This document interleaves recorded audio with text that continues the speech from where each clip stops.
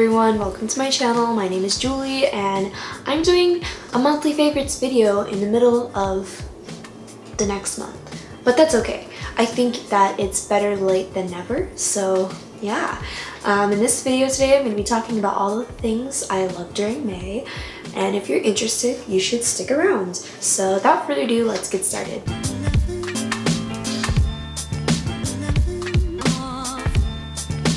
So the first thing that I have is this cocoa butter by Queen Helene. I decided to get this product because I gained a bit of weight this year.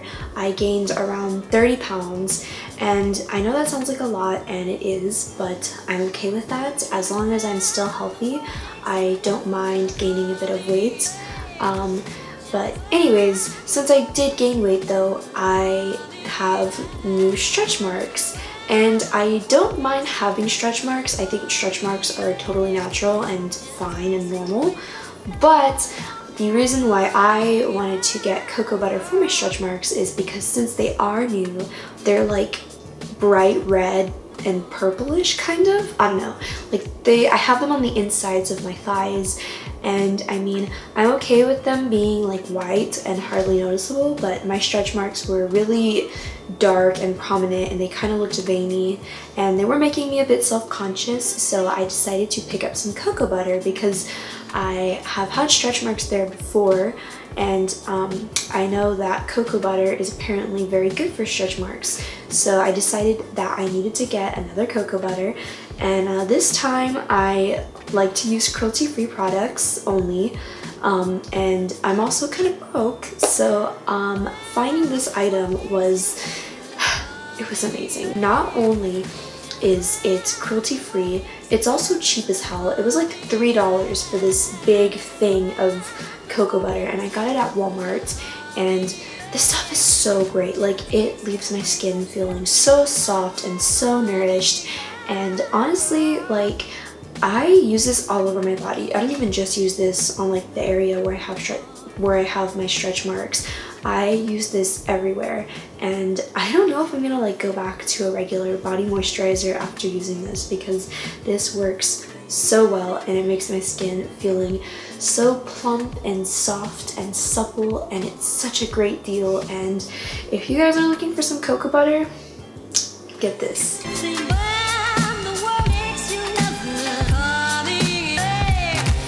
The next item I have is something I should have been using a long time ago, but I was not using it because I am foolish. But it is this sunscreen, and I just picked up this sunscreen.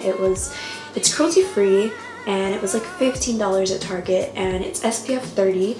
I couldn't really find anything else that was cruelty free that was higher SPF than this. I think this is fine though, just because I use this for like everyday wear, like.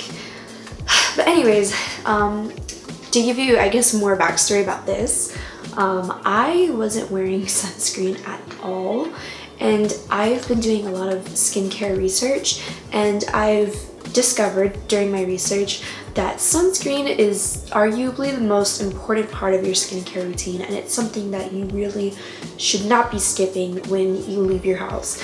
Like, if you're gonna put anything on your face, have it be sunscreen, because sunscreen is not only important to reduce aging, but it's also important to protect you from the sun's harmful UV radiation and the different side effects that come with being exposed to that radiation, such as skin cancer. So it's very important, no matter your complexion, to put some sunscreen on your face before you leave. And I just got this one. I really like this formula in specific because it doesn't leave like a white cast on my face, and it also doesn't like have that like sunscreen smell. The smell of sunscreen doesn't really bother me that much, but this smells like vanilla and it's really nice. The only thing I would say is kind of annoying about this formula is that it's really watery, so I kind of have to like shake it like this in order for it to get to like a good even consistency, because I have noticed that it has a tendency to get like really watery and runny if it's not shaken before applying it to my face.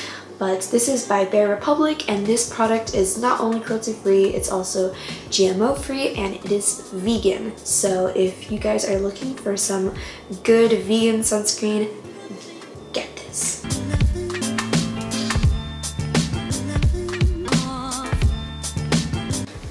The next favorite that I have is this lip gloss by Essence. This is their XXXL Shine, and I decided to get some lip gloss this month because I was just really feeling like the look of like a nice glossy lip, and I also kind of want to do this makeup tutorial that involves glossy lips. So I was like, alright, let me pick this up. I heard really good things about this lip gloss online, and honestly this lip gloss is pretty legit. Like, it's not sticky like a lot of other lip glosses are. It smells really good, like it even tastes good. I know it's not really good to like eat lip gloss off your mouth. I used to do that when I was like 7, but I don't do that anymore. But if you do happen to get some in your mouth, it's not that bad. So yeah, it's a plus, I guess. It smells really good too. It reminds me of like the lip glosses from my childhood, but nicer, and it has a really nice like flat applicator as well, which is really good for just like smacking it on your lips. And yeah, this lip gloss is great.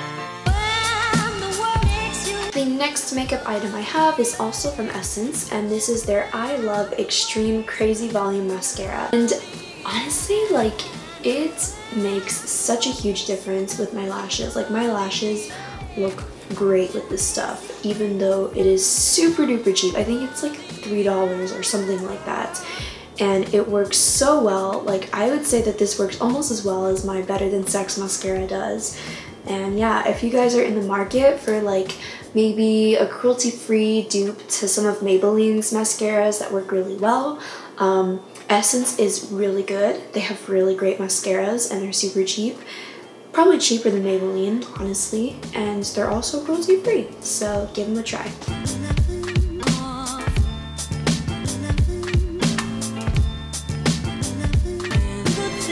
So May was actually the month of my birthday. I turned 19, for those of you who are curious, and one of the gifts I got for my birthday was actually a $50 Target gift card. And I was at Target and I was trying to figure out what to spend my money on, and I somehow stumbled upon the jewelry section. And while I was there, I found 2 items. One of the items I'm actually wearing right now, and it is this beautiful gold charm necklace, and it has my zodiac sign on it, which is a Gemini. I'm not like super into like the zodiac, but I think it's kind of cute. I don't know, like, I think it's just cute that everyone has like their own little sign, and like, I don't know, like, I don't like check my horoscope every day, but I think it's just a cute thing to be interested in. So I really like anything that's like zodiac related, like accessories. So I decided to get this necklace. It was on clearance for like $10, and I know that charm necklaces are like this huge trend lately, and I really like them because I feel like they're very minimalistic and very classy looking, and they're just like a nice little accent to add to your outfit. As you can see, I'm just wearing mine with like a plain short sleeve t-shirt, nothing special. But yeah, I don't know, I just think they're really like easy to style and just throw on to something and make it look cleaner and elegant. I like this necklace though because even though it does give that like clean modern feel, the fact that it has my zodiac sign on it puts like a cute little like quirky twist on it, I think. So I really like this necklace a lot.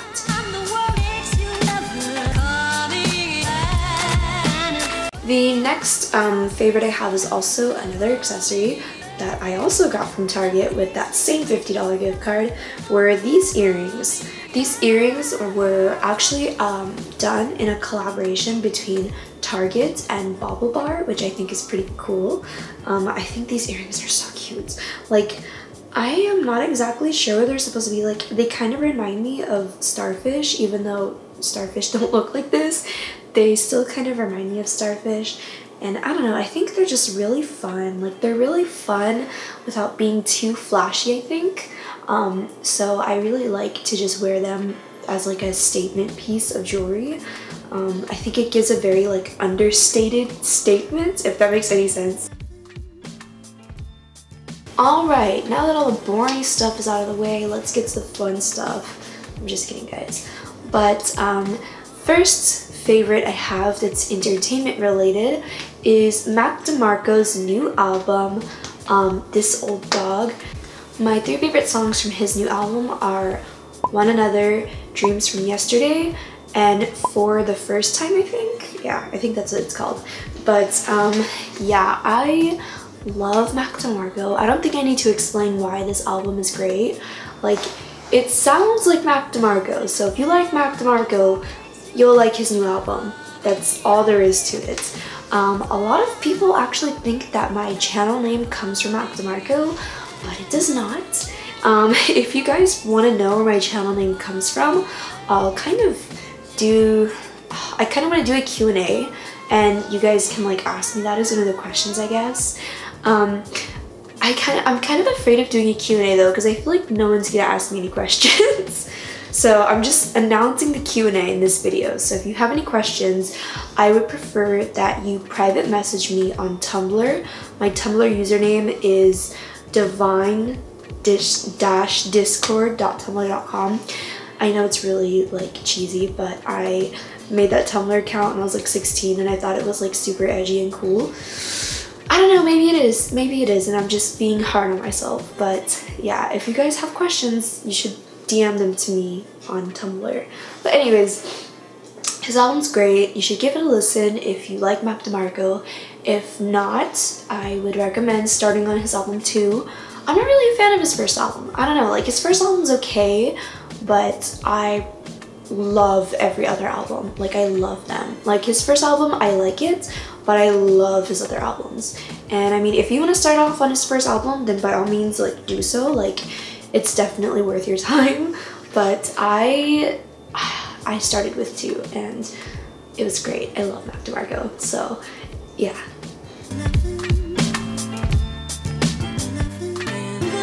So this month, I had to go to a camp. Like, I don't call it summer camp, but it's basically summer camp. But I had to go to like this leadership retreat for my job at my school.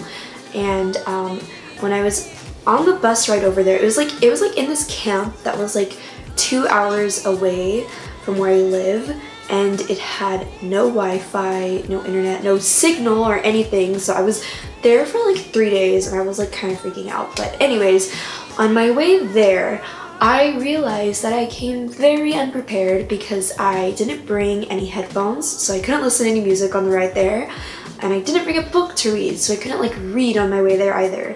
And everyone on the bus was like dead silent, like either like napping or like reading a book or like just listening to music. And I was like, fuck, like what do I do? So I was on my phone and I was like, what can I do to like pass time? And I went to my manga app. And I've used the same manga app since I was like 12 years old on my like iPod Touch. But I use this manga app called Manga Rock, in case you're wondering. This isn't sponsored, by the way. I just wanted to like tell you guys because, I don't know, maybe you want to know. But I used this app and I was like looking through there and I was like looking for something to read. I was like, let me go ahead and start a manga while I'm like sitting on this bus, like bored out of my mind. I ended up stumbling upon this manga called Orange, and I'd heard of the anime before. I didn't watch it though because I don't keep up with seasonal anime, because I don't see the point in keeping up with crap that I don't like just because it's airing this season. I know my boyfriend does that and I judge the hell out of him for it, but I mean, if you guys like doing that, like that's fine, you do you. But personally, I only watch something if I'm really interested in it. But I decided to check this manga for this, I decided to check Orange out. And my boyfriend said the anime was really boring, but I was like, you know what, I'm just gonna read the manga. It sounds interesting enough. And sure enough, that bus ride went by so fast. I was like hooked on this manga. It was so good. I remember the bus like parked in this stupid camp like the moment I just got to like a huge plot twist in the story, and I was like, oh my god, like I have to wait 3 days to find out what happens next. and I was not happy. But this is a shoujo manga. I'm sorry, I'm trash. I love shoujo, even though they're basically all the same thing. I love all of them. But this is a shoujo manga, and it is about, I don't want to like spoil anything, so I'm just gonna give like the most basic synopsis possible. It's about this girl who received a letter from herself in the future, and like it's her from the future basically warning her of something that's gonna happen in the future. So yeah, she's like sending a letter to her past self warning her about something that's gonna happen. I'm not gonna say what happens, but I will say that this manga, honestly, it deals with depression so well, because a lot of other mangas, like, and just media in general, portray depression as like sadness, and like everyone thinks that like, oh well, you know, if you're sad, like just be happy and surround yourself with happiness and you'll feel better. But depression is not sadness, so being happy isn't gonna cure depression. And I feel like this manga really accurately portrayed that, like, even if you have all of these friends who love you and like support you, you can still be very depressed, because depression is a mental illness. And as someone who struggled with depression since I was medically diagnosed in 6th grade, it puts things into a good perspective, I think. And I really like the way that it deals with depression. And yeah, I don't know, like if you guys want to read something that's kind of uplifting and deals with mental health issues, well, then you should read this manga. I think it's great. My battery's dying, but I have saved the best for last. So this month, in the beginning of May, my boyfriend finally finished Breath of the Wild. He bought a Switch and he like played Breath of the Wild, and he just finished it. So he was like, hey, do you want to borrow my Switch? And I was like, yes. Like, is that really a question? Like, are you really asking me this? But anyways, oh my god, my heart, I can't. Okay, so this game is so good. I don't want to go like too in depth. I don't want to do a review, but I also don't want to spoil anything, because I feel like if you can play this game, you should play this game, because this game is incredible. So yeah, this game is unlike any other Zelda game before. I guess I'll just talk about different aspects of the game. So let's start off with gameplay. This gameplay, honestly, in my opinion, some of the best gameplay in the whole series, if not the best gameplay in the whole series. It kind of breaks the conventions of a regular Zelda game, and it allows you to do so much more. And yeah, I guess the only complaint I have about the gameplay is that the bosses are way too fucking easy, but I feel like that's because combat isn't, well, it's definitely important in this game, but I feel like it's not the most important thing. I think the most important thing is like learning how to solve puzzles and like navigate your way around this giant ass world. And that's fun, like that's really fun. Like this game has, you know, Zelda has kind of, the franchise has branded itself as like this action, adventure, fantasy game. And this game really brings the adventure aspect of it to life in a way that previous titles just haven't done. And every time you go somewhere and you see something new, you're like exploring, and there's always something new to find everywhere you go. And it's such a vast world filled with so many things. It's not an empty world. There's something in this world. Like there's stuff everywhere. You just have to find it. And I really love that about the game. I guess, okay, like story, I am not gonna necessarily, okay, so I feel like the story did, like when I was first playing the game, I felt like the story was kind of sacrificed in favor of like everything else about this game. But now that I've finished the game, I can honestly say story is still as good as it was in other games. It's just that it kind of takes a back seat for like everything else, because the story isn't as emphasized as it is in other games. It's not a like linear game. It's not like, Okay, so yeah, my camera battery did die, but I'm back. It's okay. Anyways, as I was saying, the new Zelda game, it doesn't necessarily follow a linear story structure because you kind of have to find your own story during the game. And I don't know, I think that's really cool. Moving on from story and gameplay, let's talk about the art. The art in this game is so fantastic. Like, I personally always prefer like stylized games over hyper-realistic games. I know that's my own personal preference. I know maybe some people prefer one over the other. It doesn't really matter either way, but I'm gonna tell you guys my opinion because this is my video. And I honestly, like, I don't know, I know that a lot of people were wondering, like, what's a new Zelda game gonna look like? Is it gonna look like Twilight Princess? Is it gonna look like, you know, Skyward Sword? And I think that the new style that they have found, it just fits the series so well because it's modern and it's fresh and it looks good and it looks clean, but it's still very stylized and it still looks like a Zelda game. It doesn't look hyper realistic, but it is still breathtaking. And I love that, honestly. I really do. I really like the way that this game looks. I think that they brought this world to life in a way that other games just can't do. Like, I feel like almost every open world game I've played is like, it's done in a very hyper realistic way, but this is like so stylized, and I really like having a stylized open world game. I think it is beautiful. I love it. And yeah, I think it's great. Now let's move on to characters. This is the last thing I'm going to talk about in this game mini review, I guess. I think that they did a really good time, I think that they did a really good job bringing the characters to life in this game.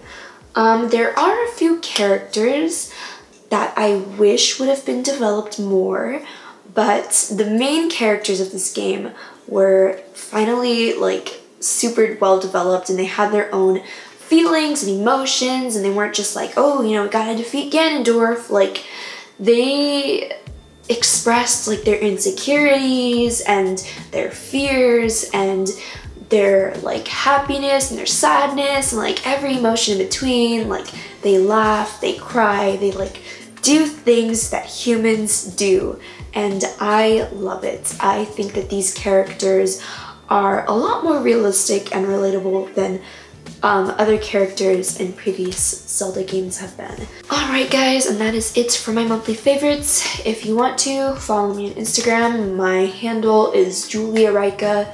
I don't really post a lot on there, but I'm trying to change that. I don't know, I'm just not like a big social media person, to be honest. Like, I like making videos on YouTube, but I'm not like super like into this whole like social media thing. I'm not like, ooh, you know, like got all these Instagram likes and followers, I gotta follow this Instagram aesthetic. Like, I don't know, like, I'm just not into that. Like, it's cool, I guess. Like, I love photography, but social media is just kind of, it's kind of icky to me, to be honest. But anyways, yeah, you can follow me there if you'd like. My Tumblr is Divine Discord, I think I already said that. My Depop is also Julia Rika. I don't really have a lot of stuff on there right now, but I am gonna add a ton of stuff on my Depop after I post a closet purge video, which I'm very excited about filming and doing, because my closet really needs to be emptied out. But anyways, yeah, bye guys.